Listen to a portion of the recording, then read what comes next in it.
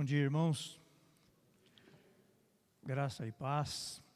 Que bom ver a igreja reunida nesta manhã. Eu pensei, eu vou estar na manhã, eu e a Tarsília. E talvez mais uma ou duas pessoas, né? Mas estou vendo que a igreja está aqui, isso é um motivo de muita alegria para nós. Muita alegria. E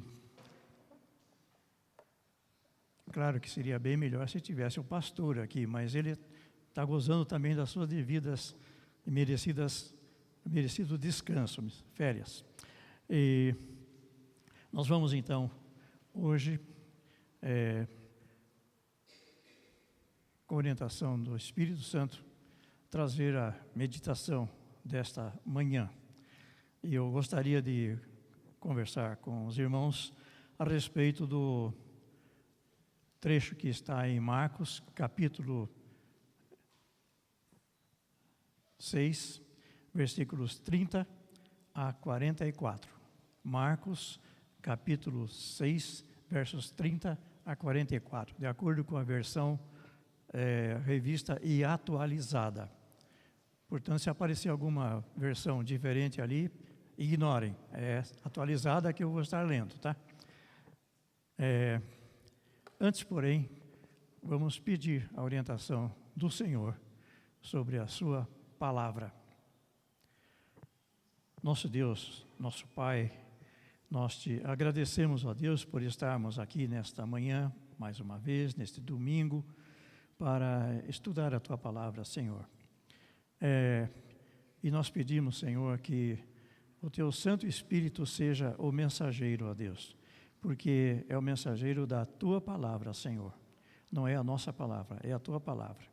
E nós pedimos que o Senhor mesmo traga a mensagem aos nossos corações, ó Deus. Esclareça a nossa mente, nosso pensamento, prepare o nosso coração, ó Deus, para que nós possamos sair daqui com algo novo para a nossa vida espiritual. Nós oramos, Senhor, em nome do Senhor Jesus. Amém. Amém. Vamos então ao trecho que está em Marcos capítulo 6, versos 30 a 44, que diz assim: Voltaram os apóstolos à presença de Jesus e lhe relataram tudo quanto haviam feito e ensinado. E ele lhes disse: Vinde e repousai um pouco, à parte, num lugar deserto, porque eles não tinham tempo nem para comer, visto serem numerosos os que iam e vinham. Então foram sós no barco para um lugar solitário. Muitos, porém, os viram partir, reconhecendo-os, correram para lá a pé de todas as cidades e chegaram antes deles. Ao desembarcar, viu Jesus uma grande multidão e compadeceu-se deles, porque eram como ovelhas que não têm pastor. E passou a ensinar-lhes muitas coisas. Em declinando a tarde, vieram os discípulos a Jesus e lhe disseram: É deserto este lugar, e é já avançada a hora. Despede-os, para que, passando pelos campos ao redor e pelas aldeias, comprem para si o que comer. Porém, ele lhes respondeu: Dai-lhes vós mesmos de comer. Disseram-lhe: Iremos comprar 200 denários de pão para lhes dar de comer? E ele lhes disse: Quantos pães tendes? Ides ver. E, sabendo eles, responderam: 5 pães e 2 peixes. Então Jesus lhes ordenou que todos se assentassem em grupos sobre a relva verde. E o fizeram, repartindo-se em grupos de 100 em 100, de 50 em 50. Tomando ele os 5 pães e os 2 peixes, erguendo os olhos ao céu, os abençoou. E partindo os pães, deu-os aos discípulos para que os distribuíssem, e por todos repartiu também os 2 peixes.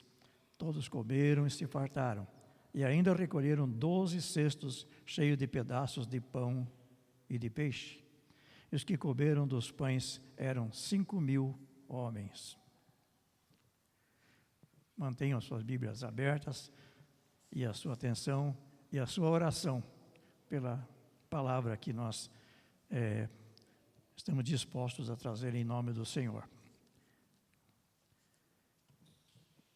Irmãos, este trecho que nós acabamos de ler está em Marcos, está também em Mateus, em Lucas e em João. E eu achei interessante que um trecho tão importante, por quê? Porque ele está repetido nos 4 evangelhos. E os 4 evangelhos repetem a mesma história. E a pergunta é, por que a mesma história nos 4 evangelhos? E uma das respostas que eu consegui obter foi, porque o assunto é muito importante. Quando um assunto é importante, a Bíblia o repete. Quando é importante só, ele tem uma vez só. E às vezes até é meramente uma informação e não tem caráter doutrinário. Porém, quando ele se repete muito, é porque ele é, primeiro, porque é verdade mesmo, como é a Bíblia. E segundo, porque se reveste de uma importância maior ainda. E este trecho, esta passagem, este episódio, ele está repetido nos 4 evangelhos. E aí a pergunta, mas repete, mas exatamente igual? Eu procurei ver se há alguma diferença. Há alguma diferença, sim. Não diferença, existem detalhes em alguns evangelhos que esses detalhes nos dão informações importantes. Vamos começar agora por Marcos. Marcos e também Mateus relata da mesma forma que os discípulos voltando de uma missão que eles haviam recebido. Qual missão? Os discípulos tinham sido convocados por Jesus, os 12, e Jesus havia designado a eles uma missão. Só vocês vão às aldeias, vão às cidades e preguem o Evangelho. E vocês não levem com vocês nem bolsa, nem com dinheiro, nem com suprimento, nem com nada, nem com 2 capas, não precisa. Vocês vão assim como vocês estão. E chegando na cidade, era comum naquela época, quando chegava uma pessoa estranha, uma pessoa diferente, ser hospedado. Era a lei da hospedagem. Então vocês vão chegar e alguém vai hospedar vocês. Porém, nem todos, certo? Haverão alguns que vão atender esse princípio e hospedarão vocês. E vocês hospedem lá. Durmam lá, comam lá e usufruam daquilo que for oferecido a vocês. Se forem bem recebidos, ótimo. Se não forem bem recebidos, saiam, sacudam o pó do vosso pé, porque ele não está sendo digno da visita de vocês. Mas vocês vão e pregam o Evangelho. E eles foram e pregaram. E ao voltar, diz o texto que Jesus os convoca para ir para um lugar tranquilo, porque eles haviam trabalhado muito. Porque eles voltaram com um relatório bastante interessante. Havia acontecido muita coisa. O relato de Marcos e também o relato de Mateus conta que faz uma retrospectiva falando de Herodes. Qual Herodes? Herodes Antipas. Não foi aquele Herodes que mandou matar os meninos de Belém, não. Foi o filho dele, Herodes Antipas. Esse Herodes tinha ouvido falar de Jesus e falou, olha, quem será esse Jesus? Quem é essa pessoa, né? Anda fazendo milagres e tudo mais. Pensou, não, deve ser João Batista. Mas João Batista eu mandei matar. Então, deve ter ressuscitado e está fazendo isso aí e queria ver Jesus. E aí conta, então, a história da morte de João Batista, etc. Tudo isso havia causado, digamos assim, não é um trauma, mas um cansaço emocional nos discípulos. A morte de João Batista, que eles haviam sabido, a saída para a viagem missionária. E quando eles voltam, Jesus fala, vamos para um lugar tranquilo, para nós descansarmos. Porque o texto de Marcos diz o seguinte, porque eles não tinham tempo nem para comer. Eles estavam cansados da viagem, cansados de toda a notícia que eles haviam recebido. E não tinha tempo, era muita gente chegando e saindo e curando um e curando o outro e tal. E Jesus reúne, fala, olha, vamos para um lugar tranquilo. Pega o barco e vai para outra margem do Mar da Galileia, do Lago da Galileia, na verdade, Mar da Galileia, Lago de Tiberíades, na verdade é um lago, né? Quem já esteve lá, esteve. Então, muito bonito, não é? Bonito mesmo. E não é tão grande, mas a gente quase não enxerga a outra margem, mas dá para atravessar de barco. E diz o relato que Jesus atravessa o lago. Só que é o seguinte, aí estão os detalhes agora dos relatos dos diversos evangelhos que nos esclarecem certas coisas. Porque em Marcos fala o seguinte, Jesus saiu no barco com os discípulos e foram para outra margem. Mas as pessoas foram atrás. Como foram atrás? Encheram de barcos atrás de Jesus? Não. Diz que eles foram e chegaram na frente ainda. Por quê? Porque a travessia de barco levava um certo tempo. E quem já esteve lá no Mar da Galileia, é o seguinte, é um lago, e eles estavam próximo da ponta. E aí a multidão deram a volta, certo? Deram a volta e foram falando para outras pessoas, olha, vamos lá, porque Jesus ele vai estar do outro lado. E a multidão foi aumentando ainda. Quando Jesus chegou na outra margem com os discípulos e subiu para um lugar tranquilo, diz o texto, um lugar deserto, não é deserto no sentido de terra e pedra, não. É um lugar afastado. Tinha grama, tinha relva. E aí, então, a multidão já estava esperando por lá. Quando Jesus desce do outro lado, quem estava lá? Uma multidão. E eles sobem e a multidão já se acerca de Jesus. E aí já os detalhes contados em outro evangelho esclarecem esses detalhes que é muito importante. E diz o texto que Jesus, compadecendo-se deles, começa então a ensinar-lhes, porque eles são como ovelhas que não têm pastor. É interessante que essa expressão, ovelhas que não têm pastor, andei pesquisando também, quem usou essa expressão foi Moisés. Quando ele estava preocupado, porque Deus falou para ele, Moisés, você não vai entrar na terra prometida, não. Porque você vai subir ao Monte Abarim, lá você vai ver a terra, e de lá então você vai ser recolhido aos seus antepassados. E aí então Moisés fala, Senhor, Deus poderoso, designa uma pessoa que seja competente e tudo mais para conduzir o seu povo, porque o seu povo é como ovelhas que não têm pastor.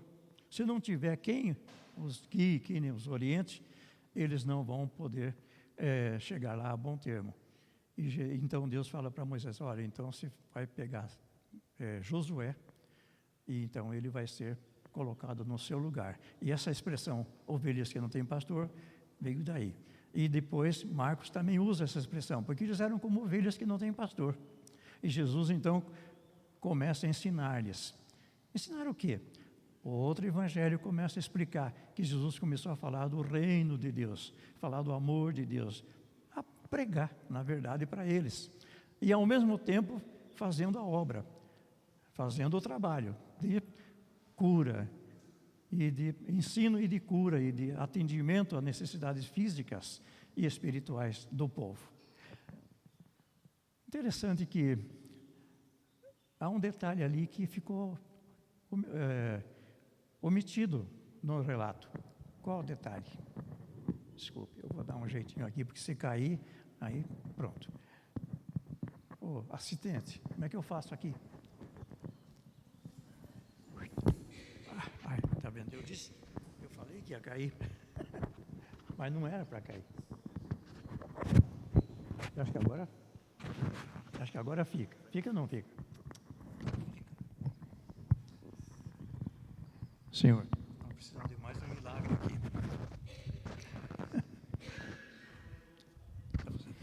Quem deve virar de ponta cabeça? Isso ou eu? Deu certo.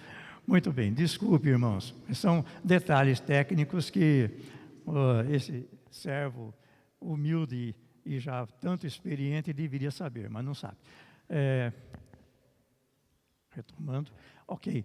Detalhe que lembram que os discípulos foram levados para um lugar deserto porque eles estavam cansados de uma tarefa muito grande que haviam feito, e Jesus os levou para um lugar deserto para descansar, e não houve descanso. A multidão se acercou e Jesus já começa a ensinar e a curar. E o que aconteceu com os discípulos? Cadê o descanso deles? Não, o propósito de Jesus era que eles descansassem, mas não deu. Então, primeira lição que nós aprendemos aqui, a nossa necessidade física, ela está subordinada à necessidade espiritual. Foi o que eu aprendi, é o que eu estou passando para vocês. Se não concordarem comigo, vamos discutir depois.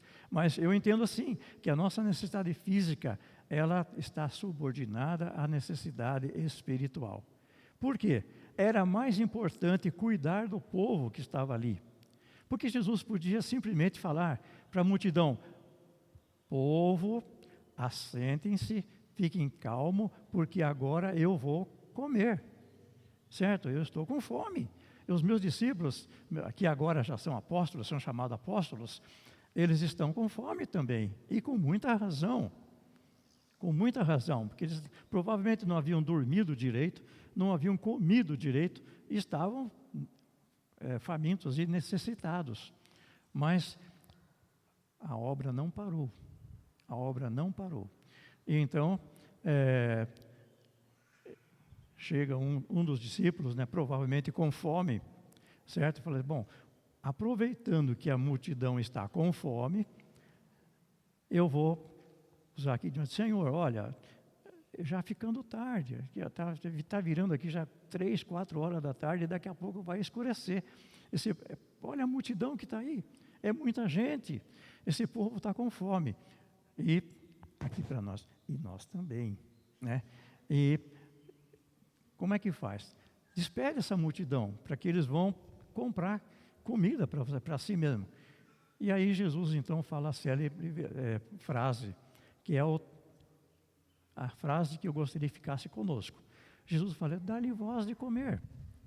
E no texto que nós lemos, dá-lhe vós mesmos de comer.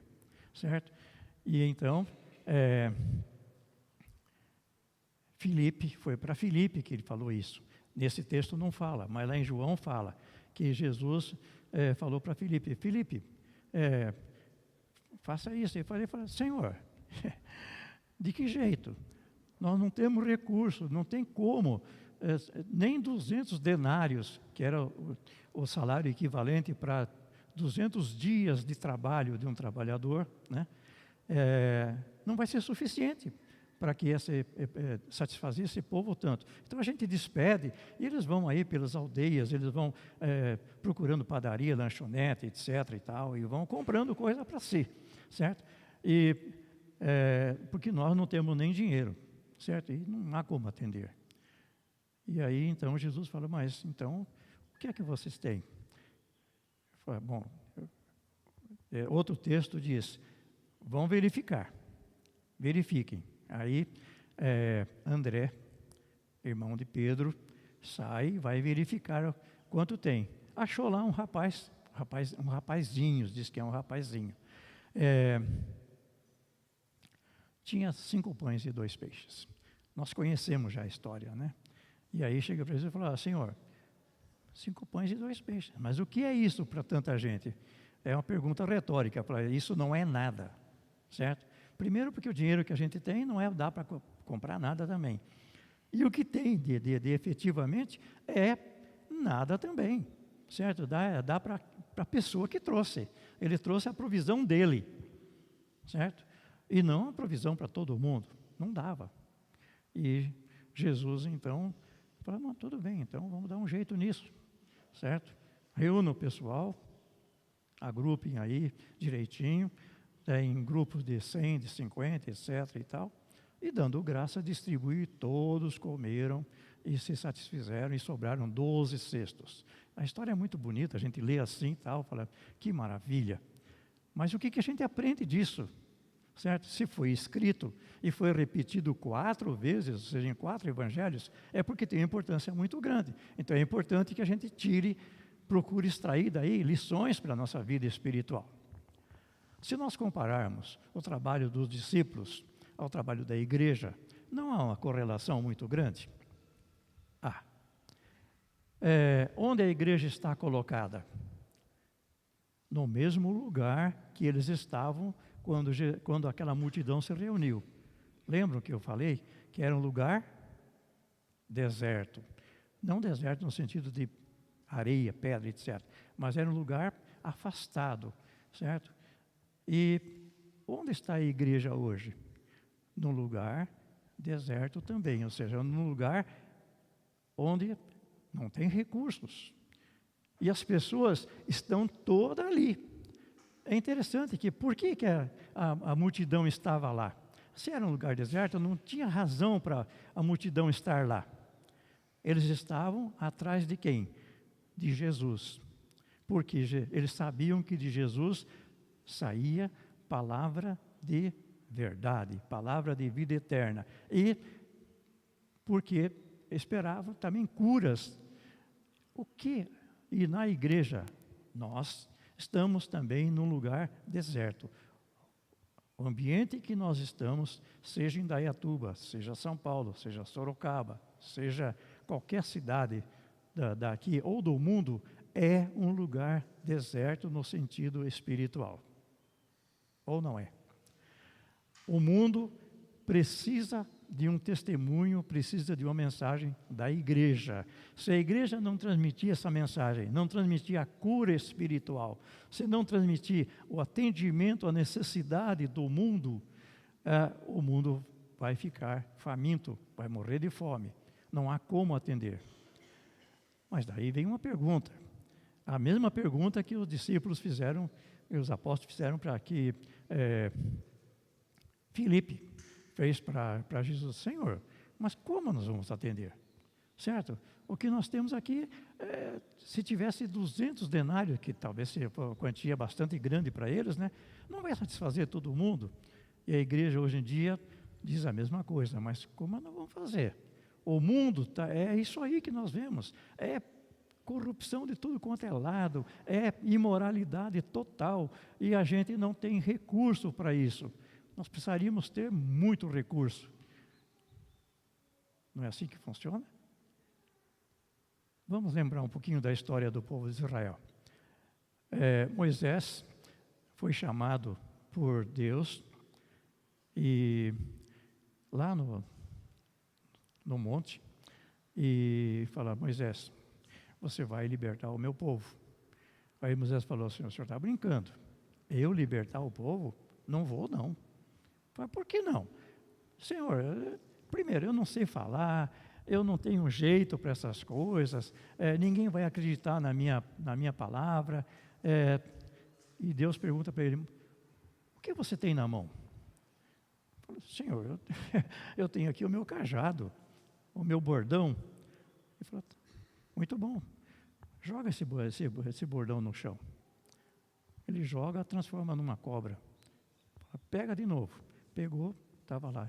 Falou: pois é com isso aí que você vai fazer o meu trabalho. Mas, senhor, é só um bordão, é só uma vara. É com ela mesmo que você vai fazer. Assim é a igreja. O que nós temos para oferecer ao mundo? Senhor, eu não sei falar, eu não tenho cultura, eu não estudei teologia, eu não fiz nada disso, então eu não vou falar. Você vai falar sim, você vai falar. O seu vizinho precisa ouvir a mensagem de salvação. E você pode falar. Certo? Mas, senhor, eu não tenho... se eu vou falar, eu me embaralho. Vai falar. Moisés usou a mesma desculpa para Deus. Senhor, eu sou pesado de língua.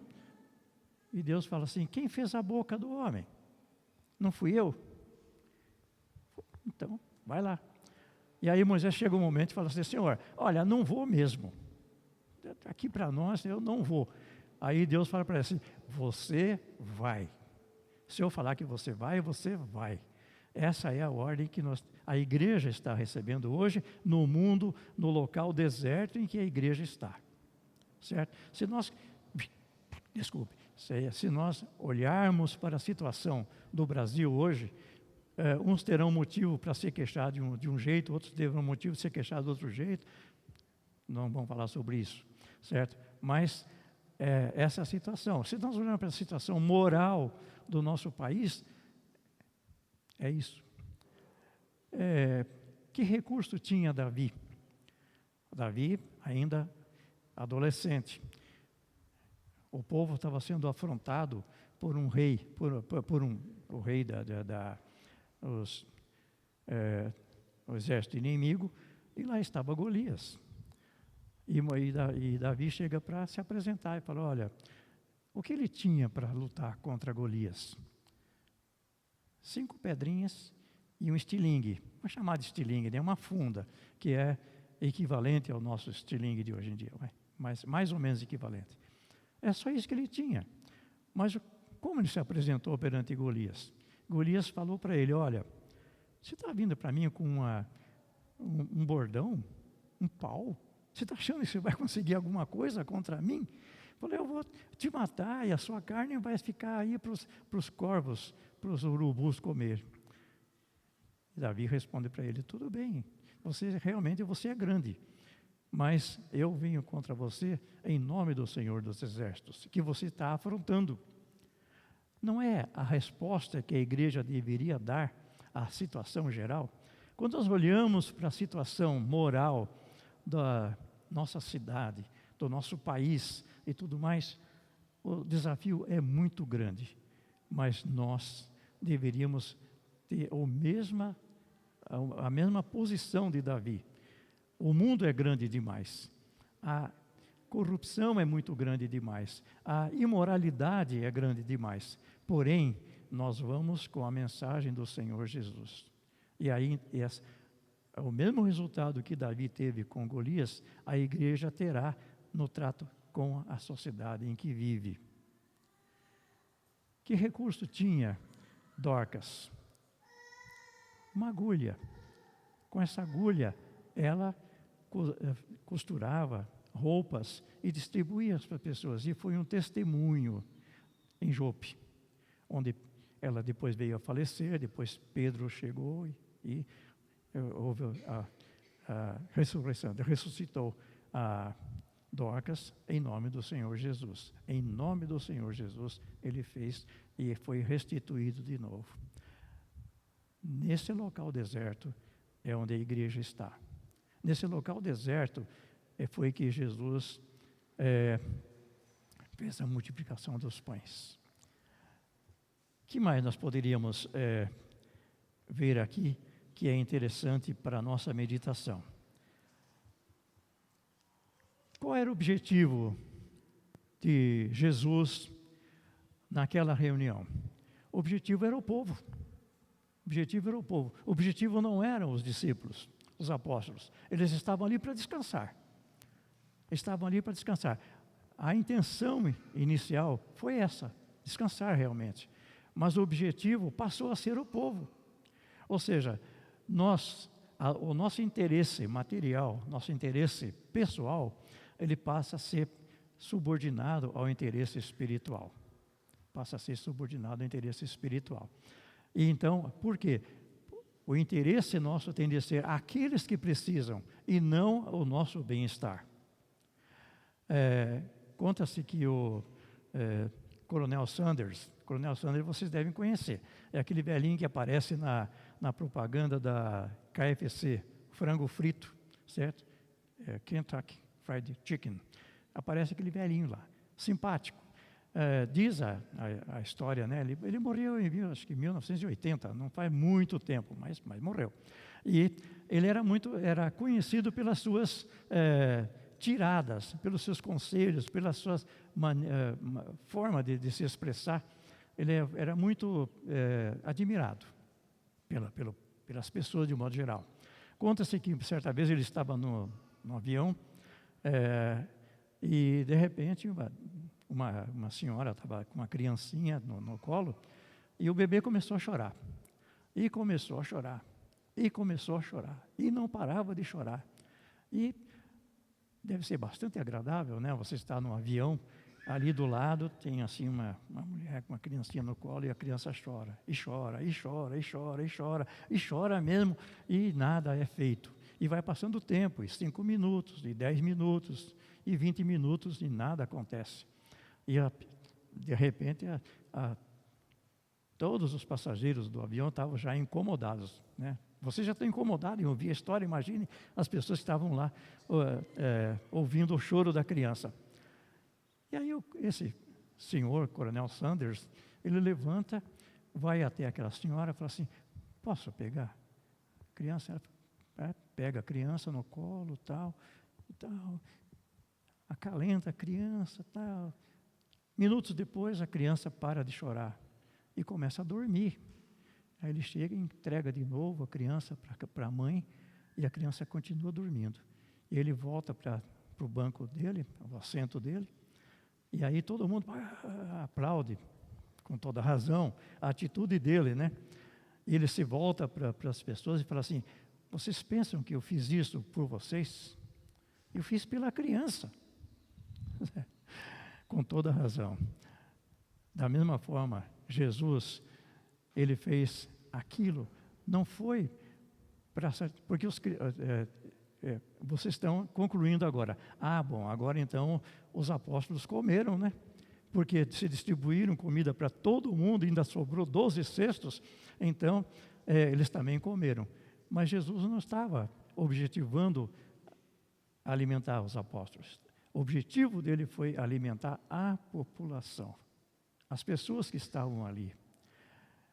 Mas com tão pouco, como é que 5 pães... agora eu fiquei também pensando, como isso aconteceu? Como é que aconteceu?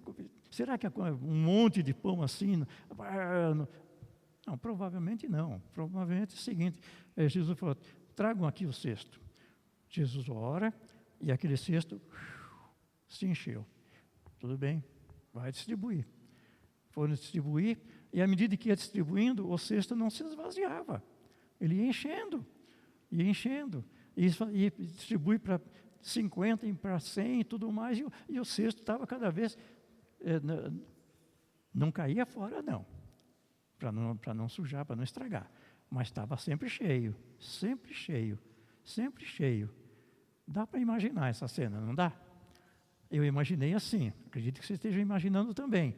O cesto ficava sempre sempre cheio, e enchendo outros cestos, e outros cestos, e outro mais, tudo mais. O que me ocorreu?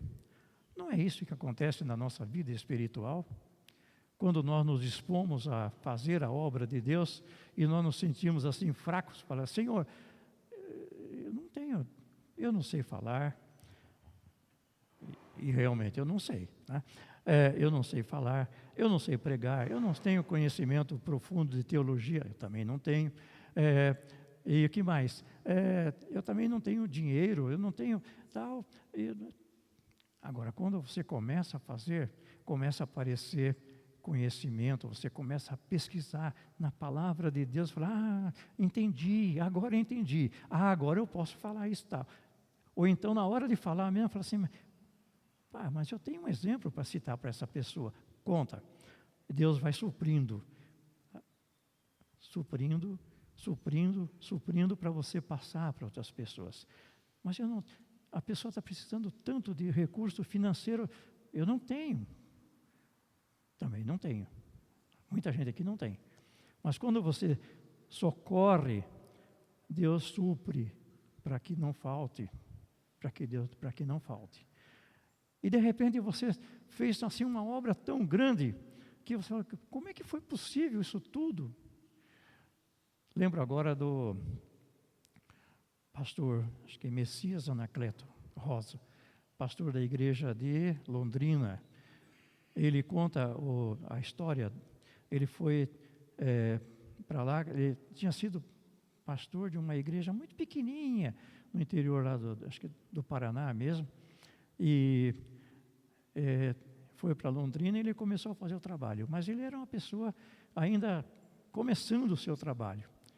A igreja de Londrina hoje é uma da Igreja Presbiteriana Independente de Londrina. Quem conhece, eu não estive lá, mas meu filho esteve. Ele falou: pai, o senhor nem imagina o tamanho daquela igreja, certo? O trabalho que eles fazem, não é só no templo e tal, tem mais um outro salão que reúne mais de não sei quantas mil pessoas e tal. E eu estive lendo depois a respeito do trabalho da Igreja Presbiteriana Independente de Londrina. Tem o pastor presidente, tem vários pastores que são pastor de cada departamento da igreja. Departamento de missões, departamento de oração, departamento de... É um pastor que faz. Na época que eu li, eram 14 pastores, certo? Dirigindo cada uma, certo? A igreja cresceu. Quantas pessoas estão sendo satisfeitas em Londrina, através do trabalho dessa igreja, que veio do trabalho lá de um pastor que humilde inicialmente, mas que agora é grande. O recado que fica para nós nesta manhã é o seguinte: o que nós podemos fazer? Certo? Eu sei que vocês estão perguntando, mas nós somos tão pequenos, né? Não, não somos pequenos, não. Nós somos pequenos, mas aquilo que Deus coloca na nossa mão, ele pode se transformar. Quando aquilo é colocado na mão de Cristo, na mão do Senhor Jesus, ele se torna muito. Foi exatamente o que aconteceu. Entregaram os 5 pães e 2 peixes, e a Bíblia diz que Jesus, tomando, levanta os olhos aos céus e agradece. E a partir daquele momento, então, começou a haver a multiplicação. E a pão e peixe para todo mundo, para todo mundo.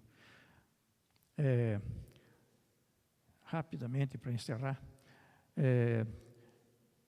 quem gosta assim de trabalhar com progressão geométrica, sabe exatamente o que significa isso, né? Se vocês pegarem um número só, 2, e multiplicar por 2, e aí depois multiplica por 2 de novo, e multiplica de novo, e multiplica de novo. Daqui a pouco, o que vai acontecer, não há lugar para acomodar tudo.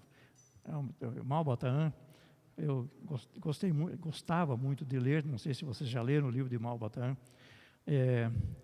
Ele já é falecido, mas deixou muita obra escrita. Tem um livro chamado O Homem que Calculava. E ele conta que esse famoso homem que calculava, que é um personagem fictício, né? O rei propõe lá um problema para ele, e ele resolve o problema tal, e o rei ficou impressionado com a solução dele. Falou: olha, peça aí alguma coisa, certo? Que você, em recompensa, ele falou assim: não quero nada, não. Ele falou: não, peça, o que você pedir. Eu falei: tudo bem, então vou propor agora aqui um exercício para o senhor. Pega um tabuleiro de xadrez, eu quero 1 grão de trigo pelo primeiro quadradinho, 2 grãos pelo segundo, 4 pelo terceiro, e assim por diante, até o 64º quadradinho.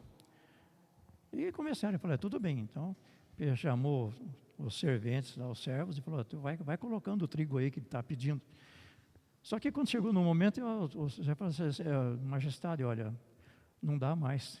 Se pegar todo o trigo do reino, não vai dar conta de dar para tudo que ele pediu. Mas como? Porque é o seguinte, cada vez que a coisa vai se multiplicando, chega um momento que não dá mais. Então, isso é o que acontece quando a igreja se dispõe a fazer a multiplicação dos pães estes que foram colocados, que são as nossas habilidades, são a nossa disposição do trabalho, é colocado na mão do Senhor Jesus. E aí, então, isso começa a se multiplicar. Eu prego o evangelho para uma pessoa, essa pessoa prega para 2 para 4, 4 para 8, 16, 32, 64, 120, e assim por diante. Vai embora. Não tem conta o resultado. Então, aqui está o desafio. Dai-lhe vós mesmos de comer, certo?